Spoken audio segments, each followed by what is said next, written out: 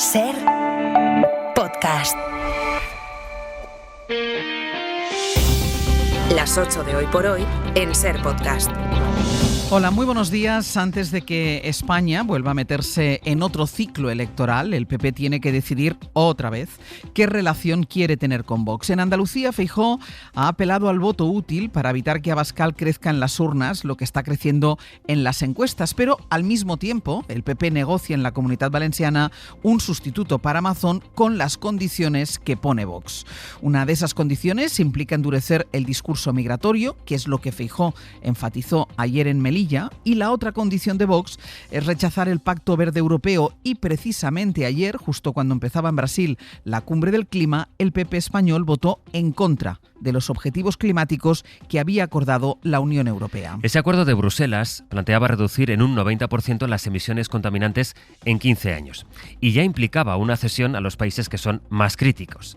El PP europeo está a favor de manera mayoritaria, pero se desmarcan, entre otros, los representantes del PP español, que justo en este momento, es decir, mientras están negociando con Vox en Valencia y con las premisas que establece Vox, comparten voto en Europa con los grupos de extrema derecha con el argumento de que esos objetivos climáticos son irrealizables para España. Sastre, buenos días. Buenos días, Barcelona. La vicepresidenta de la Comisión Europea, la socialista Teresa Rivera, estuvo anoche en Hora 25, lamenta que el PP español se alinee con los negacionistas del cambio climático. Yo creo que es una falta de responsabilidad muy importante y una traición a las generaciones actuales y las futuras. España es un país, como sabemos, como hemos visto, desgraciadamente, tremendamente impactado, afectado por el cambio climático y sus distorsiones en el régimen de lluvias, en los incendios. Si uno ni siquiera es capaz de entender que la ciencia y la realidad nos está diciendo que debemos actuar a toda velocidad, es muy difícil pedir responsabilidad a nadie. Hoy por Hoy Noticias. Ser Podcast. Corresponsal comunitario Enrique García Pozo, buenos días. ¿Qué tal? Buenos días. La de ayer era una primera votación, habrá otra esta semana y el PP español volverá a votar en contra de un acuerdo que respalda la mayoría de su propio partido en Europa y del que se han desmarcado Polonia o Hungría. Sí, el plan se aprobó la semana pasada, lo contábamos aquí, salió adelante con el respaldo de una amplísima mayoría de capitales y ayer se sometió a su primera prueba en el Parlamento Europeo. Se votó en la Comisión de Medio Ambiente, que es el paso previo a que se vote en el Pleno. Eso será este jueves. Y de momento ayer el plan salía adelante. Vimos cómo hay consenso entre las principales fuerzas europeístas para respaldar esos objetivos climáticos, como los populares europeos, los socialistas, los liberales y los verdes votaban a favor de esos objetivos, pero no lo hacía el PP español, que junto a los polacos, un eurodiputado holandés y una eslovaca de su propio grupo, se salía de ese consenso y votaba en contra, sumando sus votos a los de la extrema derecha y desmarcándose, por tanto, de la posición mayoritaria de su grupo en Bruselas. Los españoles votaron lo mismo que los dos grupos donde están los partidos de Orbán, la Agrupación Nacional de Le Pen, Meloni o Vox. Fuentes del PP español explican que han votado en contra porque los objetivos son prácticamente imposibles de cumplir en el caso de España en el plazo propuesto. Hablan de voto prudente y adelantan que también votarán en contra en el pleno de este jueves, como también ha anunciado que lo hará los grupos de la extrema derecha. Enrique, seguimos en el abierto hasta ahora. Hasta ahora. Esta votación en Europa tiene impacto en España, donde el PP tiene que acordar con Vox el nombre de quien será el sustituto de Mazón al frente de la Generalitat Valenciana. Saben que quien más suena es el portavoz actual del PP en Les Corts, Juanfran Pérez Llorca, que dice que él, no sabe nada. A mí nadie me ha comunicado que deba ser yo el candidato. Yo creo que eso significa que un partido serio como es el partido que yo represento en estos momentos, que es el Partido Popular, tiene que tomar decisiones muy concienzudas porque elegir a un presidente de la Generalitat no es baladí. Y así, día tras día, la Comunitat Valenciana vive una situación de impasse político a la espera de unas negociaciones que en realidad se dirigen desde Madrid. Julia Molina, buenos días. Hola, buenos días. Dice la dirección de Vox que el nombre que proponga el PP les da igual.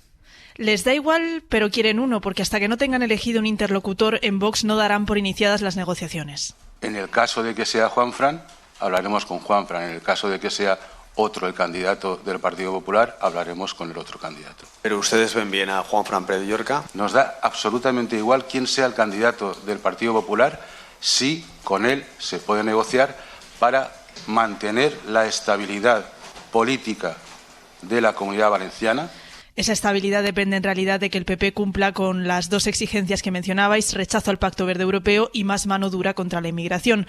La pelota está, por tanto, en el tejado de Génova. Dicen desde el PP valenciano que son los de Feijóo quienes tienen que proponer al sucesor. Le corresponde a la Dirección Nacional nombrar un candidato. En el momento en que se nombre un candidato por parte del Partido Popular a la Generalitat, ya tendrá que coger más protagonismo, digamos, la dirección regional del partido, ¿no? Porque al fin y al cabo cada comunidad autónoma tiene sus peculiaridades, ¿no? Pero la Dirección Nacional no parece tener prisa, pese a que hay voces en su partido que piden que la cuestión valenciana se cierre cuanto antes. A 8 días de que finalice el plazo para presentar a un candidato, en el Partido Popular por ahora guardan silencio. Julia, gracias. A vosotros. Comparece Mazón esta tarde en Les Corts, lo va a hacer en la comisión que investiga la DAN allí, en una sesión en la que no van a dejar que entren las asociaciones de víctimas. Según la presidenta de esta comisión, que es una diputada de Vox, solo hay 5 asientos para invitados y tienen prioridad los altos cargos de la Generalitat o los miembros de las consejerías. Así que las víctimas lo podrán seguir esa comparecencia en una sala aparte. Lo que se ha conocido en estas últimas horas es la transcripción de aquello que Maribel Vilaplana declaró ante la jueza de Catarroja. Y relató a la jueza que en la comida Mazón, el día de la DAN, escribía mensajes y recibía continuas llamadas mientras estaban comiendo en el Ventorro la tarde del 29 de octubre. Mazón le dijo a Vilaplana, para justificarse cuando salía del reservado en el que estaban para hablar por teléfono, le dijo: es lo de siempre, por lo de la foto. Vilaplana interpretó de esta frase, según le dijo a la jueza, que era algún evento en el que querían que estuviera Mazón y él decidió no ir. En el Tribunal Supremo se va a retomar esta mañana el juicio al fiscal general del Estado, que declara mañana. Hoy lo harán el decano del Colegio de Abogados de Madrid y el periodista de la SER, Miguel Ángel Campos, que fue quien adelantó en Hora 25 que era el novio de Ayuso el que estaba reconociendo 2 delitos y el que estaba ofreciendo un acuerdo a la Fiscalía y no al revés. Fue por tanto quien desmontó el bulo que hizo correr Miguel Ángel Rodríguez y que ya declaró en fase de instrucción Campos, que pudo ver el contenido del correo 6 horas antes de que el mail llegara al fiscal general. Fue lo que ya declararon, de hecho, también la semana pasada 2 periodistas que tuvieron acceso al contenido del correo antes que el fiscal, que es quien está siendo juzgado por una presunta revelación de secretos. El domingo Pedro Sánchez dijo en El País que el fiscal general es inocente y así se está viendo en lo que llevamos de juicio. Ayer le respondió Feijóo. Que ha dicho este fin de semana que el fiscal general es inocente, rompiendo la independencia judicial. Esto no había ocurrido en ningún momento de nuestros 50 años de democracia. Que el presidente del gobierno interfiera delante del Tribunal Supremo es un síntoma inequívoco de su falta de calidad democrática y de su falta de ética y de responsabilidad. Ayer preguntaron a la ministra de Defensa, que es magistrada, Margarita Robles. Pues mire, como jurista y como persona hay que dejar que los tribunales trabajen y todo el mundo tiene derecho a la presunción de inocencia y yo confío plenamente en la resolución que dice la Sala Segunda del Tribunal Supremo. La Asociación Mayoritaria de Fiscales criticó a Sánchez por su afirmación del domingo. Feijóo vuelve a pedir elecciones anticipadas y más después del bloqueo legislativo que ha anunciado Junts. Sostiene, de hecho, el presidente del PP que ahora mismo hay más opciones de que salgan adelante en el Congreso leyes que proponga su partido, el PP, que leyes que proponga el Gobierno. Dentro de hora y media se va a reunir en la Moncloa el Consejo de Ministros. Será su primer encuentro precisamente desde el anuncio de Junts, que según el Ejecutivo no cambian mucho las cosas. La ruptura la acordó la cúpula de Junts y la avalaron las bases, pero ha provocado cierto desconcierto entre los alcaldes que el partido de Puigdemont tiene en Cataluña y que se preguntan hacia dónde va el partido en plena disputa con los ultras de Alianza Catalana. Barcelona, Laura Pons. Sí, hay fuentes municipales que lamentan la falta de estrategia. Después del movimiento de la semana pasada, denuncian que la decisión de bloquear la legislatura no tenga un plan B, no cuente con una alternativa. ¿De qué ruptura estamos hablando?, se pregunta una voz municipal, quien recuerda que en ningún momento habían defendido un acuerdo de legislatura. Otro alcalde, que prefiere el anonimato, habla de postureo, de gesticulación, porque en Junts siempre han dicho que no forman parte de ningún bloque y que lo negocian todo carpeta a carpeta. Además, otras fuentes lamentan que la dirección solo consulte a la militancia cuando saben que el resultado será favorable a lo que quiere la cúpula del partido y exponen que es una contradicción anunciar una ruptura pero a la vez dejar una grieta para la reconciliación en caso de que el PSOE acabe cumpliendo acuerdos. La dirección del partido resta importancia a las declaraciones de estos alcaldes. Recuerdan que gobiernan en más de 300 municipios. Las 8 de Hoy por Hoy en SER Podcast. De la última hora, está cortada la autovía AP7 en La Aldea, en Tarragona, en los dos sentidos de la marcha por un accidente con 3 camiones implicados. El siniestro ha provocado que se incendiara uno de esos vehículos, uno de los camiones. Hay 13 dotaciones de los bomberos trabajando ahora mismo en el lugar. Y además, la Conferencia Episcopal considera creíble la denuncia por pederastia que una víctima ha presentado contra el actual obispo de Cádiz, que ha suspendido su agenda, pero que se mantiene en el puesto. De hecho, la Iglesia ha mantenido como obispo a Rafael Zornoza, a pesar de una denuncia a la que ellos mismos dan verosimilitud, hasta el punto de que es la primera investigación que abre el Vaticano contra un obispo español. El caso lo desveló ayer el diario El País. Lo que dice la Iglesia española es que entiende tanto dolor de la víctima como el dolor del acusado por si la denuncia contra él es falsa. Mariola Lourido. La Conferencia Episcopal se muestra una vez más equidistante e insiste en defender sobre todo la presunción de inocencia de su obispo de Cádiz, Luis Argüello, el presidente. La Iglesia abre un procedimiento porque quiere conocer la verdad y quiere así acercarse al dolor de uno y de otro,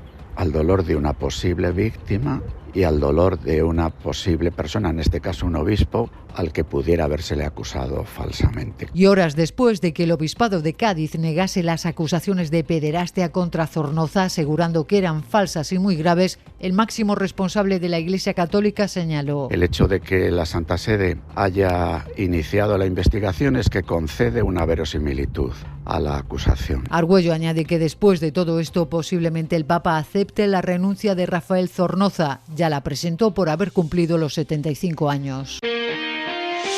Hoy por hoy noticias. Ser Podcast. Bélgica ha invitado por carta a 150.000 jóvenes para que se apunten a hacer el servicio militar voluntario el año que viene, cuando cumplan los 18 años. El gobierno belga lo presenta como una ocasión para mejorar su disciplina, a cambio de la que recibirán un salario de 2.000 euros al mes. Es el último gobierno que hace lo que han hecho ya otros países europeos, sobre todo los que están más cercanos a la frontera rusa: establecer el servicio militar de alguna forma, ya sea obligatorio, por sorteo o voluntario, que es, por ejemplo, como lo plantea Alemania. Y ese país, de hecho, afronta un debate entre conservadores y socialdemócratas porque tienen que decidir ahora qué van a hacer si no consiguen para el año que viene el número de voluntarios que necesitan. Corresponsal en Berlín, Carmen Viñas. Alemania todavía debate sobre cuál es el mejor modelo de servicio militar.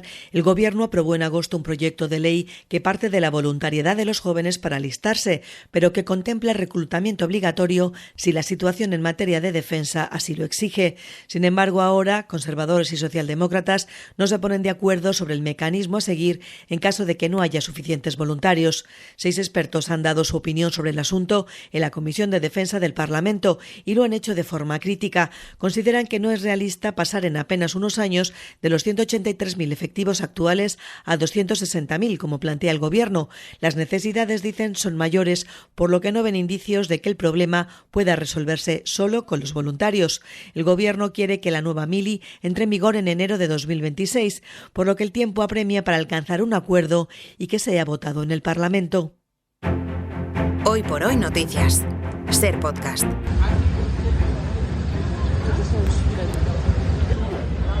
Este es el momento en el que 21 días después el expresidente francés Nicolas Sarkozy salía de prisión, aunque con medidas cautelares. Él ha dicho que estar en prisión ha sido muy duro y ha agradecido a los funcionarios porque textualmente le han hecho soportable esa pesadilla. París, Lucía Riera. Sarkozy ha pasado su primera noche en casa tras 21 días en la cárcel. Esperará allí a que se resuelva en el mes de marzo su apelación a la condena de 5 años de prisión por la financiación de su campaña con dinero del régimen libio de Gaddafi. Notre travail maintenant, désormais, c'est de préparer cette audience d'appel. En preparar esa defensa se va a centrar ahora junto a sus abogados. Confiado en demostrar su inocencia, ha escrito en sus redes sociales que la verdad triunfará y que se ha aplicado la ley. El Tribunal de Apelación de París le ha concedido la libertad condicional con prohibición de salir del país y de contactar tanto a otros implicados en el caso como al ministro de Justicia, Gérald Darmanin, con quien mantiene una estrecha relación. Su puesta en libertad ha sido inmediatamente celebrada por sus hijos y por varios perfiles políticos de la derecha y la ultraderecha. La volonté d'humilier a été Nicolas Sarkozy. Dice Jordan Bardella que ha habido una voluntad de humillarle. Otros mensajes en redes sociales, como el del exministro del Interior, Bruno Guettalló, elogian su valor y determinación. La compraventa de viviendas bate récords en España justo cuando el precio de las viviendas es uno de nuestros mayores problemas como país. Según la Federación de Agencias Inmobiliarias, solo una cuarta parte de esas viviendas las compran jóvenes que logran así emanciparse. Por los datos que ha recopilado la SER, un 25% es para los jóvenes y otro 25% es para inversores. que hacen negocio con esas casas.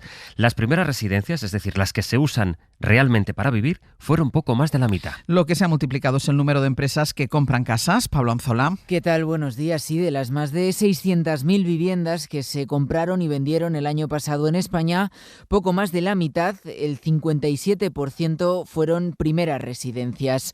1 de cada 4 inmuebles que se está adquiriendo en nuestro país es para invertir y el 18% restante lo está comprando quien ya tiene uno, porque se trata de segundas residencias.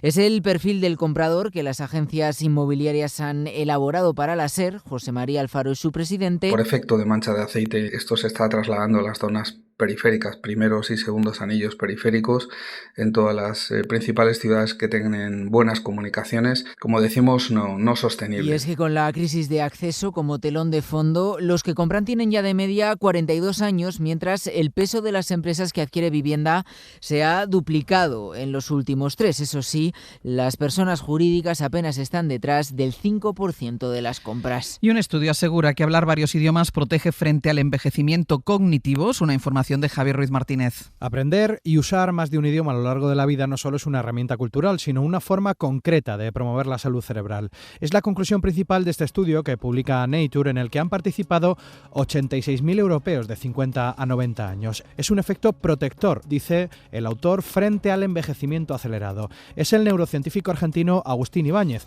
A través de un email nos ha explicado que la razón es que usar un idioma mantiene activo un sistema cerebral muy demandante. Es decir, que los idiomas, aprenderlos, practicarlos y mantenerlos, son gimnasia para el cerebro. El control ejecutivo, la memoria de trabajo y, sobre todo, la flexibilidad cognitiva son claves para protegernos del deterioro cognitivo. El trabajo ha comparado la edad cerebral de los que sabían un solo idioma frente a los que sabían 2, 3 o más. Cuantos más idiomas se hablan, mayor es la protección frente a, por ejemplo, las demencias. Para no perderte ningún episodio, síguenos en la aplicación o la web de la SER, Podium Podcast o tu plataforma de audio favorita.